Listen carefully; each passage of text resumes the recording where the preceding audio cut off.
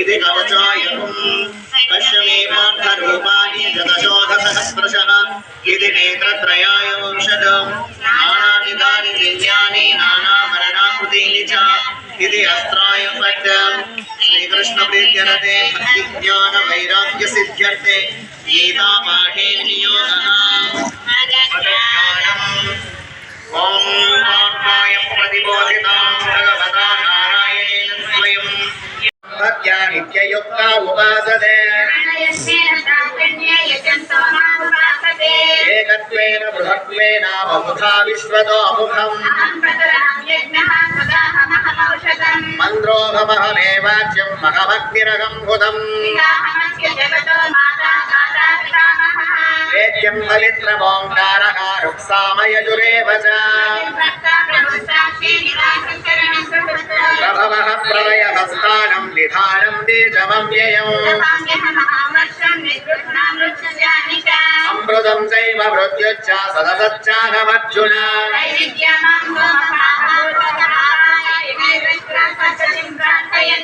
ये पुण्यमासाद्य सुरेन्द्रलोकम् अश्नन्ति दिव्यां दिविदेव भोग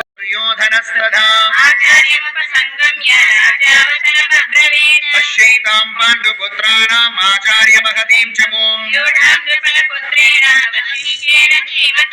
अत्र शूरा महेश्वासा भीमार्जुनसमायुधे दृष्टकेतुश्चेकितानः काशीराजश्च वीर्यवान् सुधामन्युश्च विक्रान्तः उत्तमौजाश्च वीर्यवान् अस्माकं तु विशिष्टाये तान् निबोध द्विजोत्तमा भवान् भीष्मश्च कर्णश्च कृपश्च समितिञ्जयः अन्ये च बहवः शूराः मदत्ते दत्तजीविताः अपर्याप्तं तदस्माकं बलं भीष्माभिरक्षितम् अयनेषु च सर्वेषु यथा भागमवस्थिताः तस्य सञ्जनयन् हर्षं गुरुवृद्धः पितामहः ततः शङ्काक्ष भैर्यश्च पनवानक गोमुखाः ततः श्वेतैर्युक्ते भगदिस्यन्धने स्थितौ पाञ्चजन्यं ऋषिकेशो देवदत्तं धनञ्जयः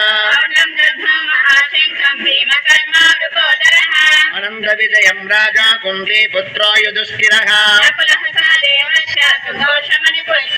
काश्यश्च परमेश्वासः शिखण्डी च महारथः